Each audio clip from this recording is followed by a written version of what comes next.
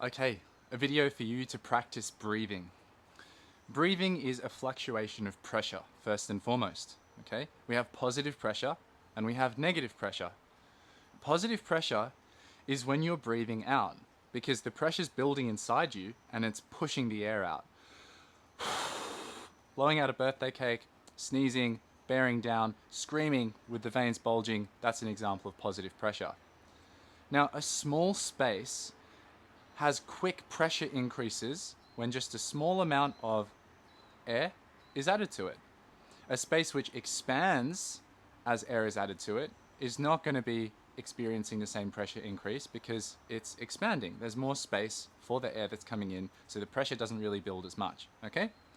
So when we're bracing for something, like lifting, if you want to get really solid and really tight, if that was your approach, you wouldn't have to expand much. You could make everything tight and then take a sip, and that's a lot of pressure.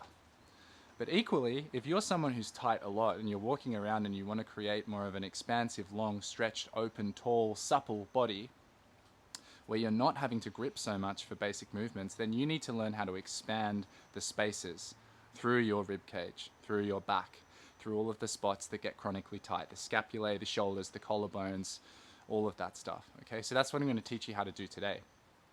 Now, when we inhale, the pressure is negative. There's a vacuum inside drawing the air in, and our diaphragm is kind of shaped a bit like a tent or a cone, and as we inhale, it flattens out and drops like this, and it draws space for the lungs to inflate. As the diaphragm drops, we not only inhale and inflate up here, but we feel a sense of pressurization down here because that space for the organs below is now being compressed a little bit. So when we're breathing, there's always this undulation of positive and negative pressure. And that pumping, or that variability, gives us the contrast for circulation and for life force. Anything that becomes rigid and hard and doesn't expand and contract and isn't supple and doesn't experience that differential between positive and negative is going to become more stagnant. All right? So I'm going to focus on the inhale today because not many people know how to inhale well. There's a lot of focus on exhale. Keep the ribs down, keep the abs tight, blah, blah, blah, blah, blah. For the inhale, what we need to be able to do is expand the space of the whole upper body. This is going to have a range of benefits. It releases tension in the shoulders while stabilizing the shoulders.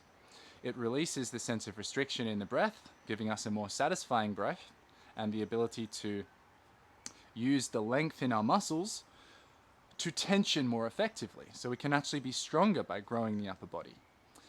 And the last thing is it's going to give you a deeper sense of your diaphragm and your deep midline. So the more you can sense your spine and your deep midline, all of the diaphragms, the throat, this one, pelvic floor, the deep, deep core, the more you can relax the extremities and the tissues. You can get soft and supple because your body's deep stability systems are working. So a couple cues to apply this. It can be really simple. First thing we're going to do, standing here, soften tailbone down slightly. Just sink the knees and hips slightly, let the tailbone soften down. It's not a big movement. Next thing, allow the sternum to sink down and back slightly. So what we've created by doing this is a little bit of expansion of the back. The low ribs, the lower back are now under a bit more passive tension. They're a bit more full, and in that fullness, the elastic tissues and all those beautiful layers of muscle up the spine, they can be used to support us. Now my abs, I'm not pulling my belly in, I'm not doing anything super hectic here. I'm just arranging like this, okay?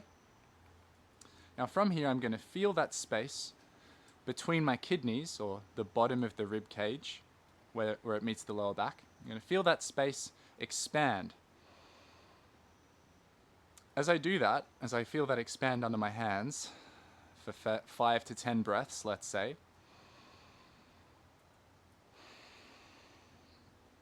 I'm going to become aware of how it gets more difficult to inhale at a certain point without lifting my shoulders. Okay, so if I keep my shoulders relaxed and low, I'm going to find that I run out of ability to vacuum more air into myself.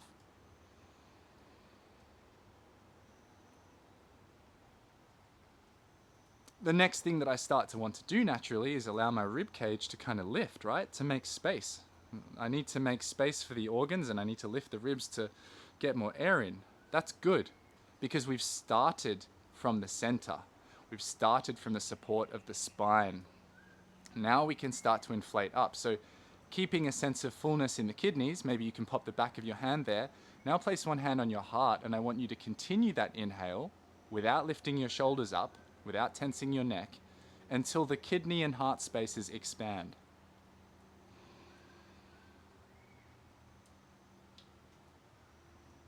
Good. So you can feel the kidney heart expansion. 5 breaths.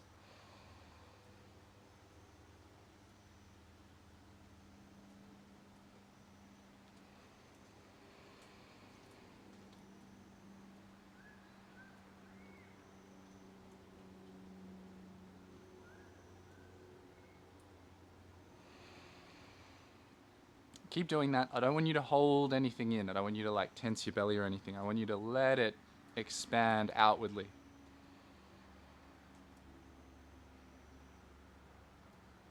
Now feel how if you want to keep inhaling, you have to start sort of lifting. It's like your ribs have to lift and expand upward and outward now, okay? We're running out of space down here. We need to create more space up here. So a deep, powerful inhale will help you expand through your chest and shoulders.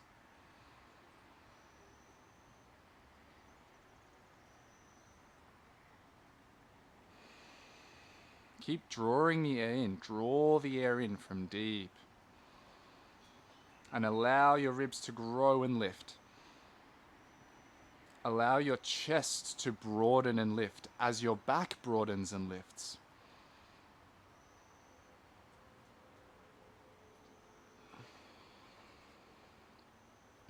Keeping the shoulders relaxed, allow your heart to rise a bit more now as you start to inhale, keeping that fullness down low.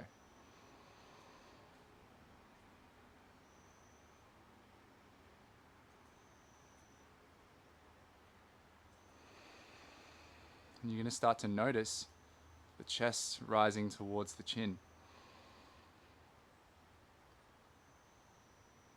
Keep trying to inhale at the top of your breaths, even though you can't. Keep trying to inhale more while relaxing your shoulders and while lengthening through the back of your head and relaxing your chin.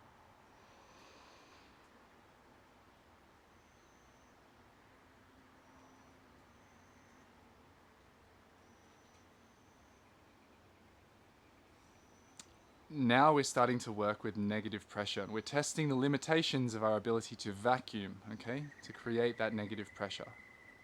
It's just like this kind of vacuum, except we're allowing the breath to come in. What this does is it fills you up, it makes you bigger. If you then lengthen through the crown of the head and you open your heart, you'll feel how your spine is taller and it's more supported. There's more air inside you, lengthening the tissues, like elastic to support your body's posture.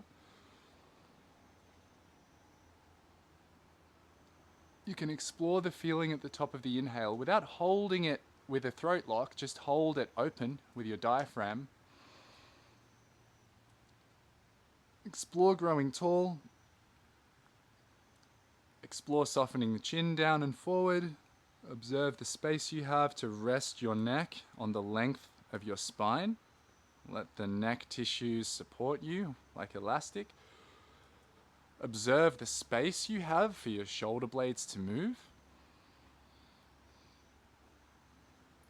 Observe how the shoulders rest on the buoyancy of the breath. Observe how if you were to side bend at the top of this breath, and you keep drawing the air in for the inhale, that creates a stretch maybe in some different areas and a sense of fullness and support.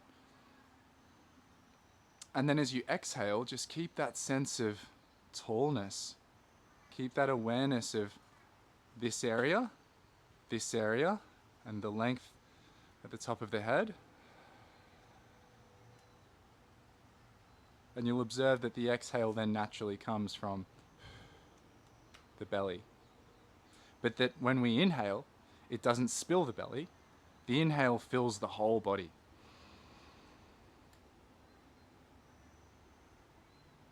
And then we exhale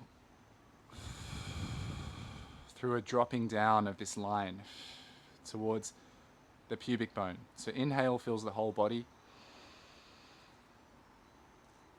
Exhale is just connection. There you go. Practice this every day. Practice it in all different positions. Get to know your breath. There's a longer video on this that I will perhaps link somewhere.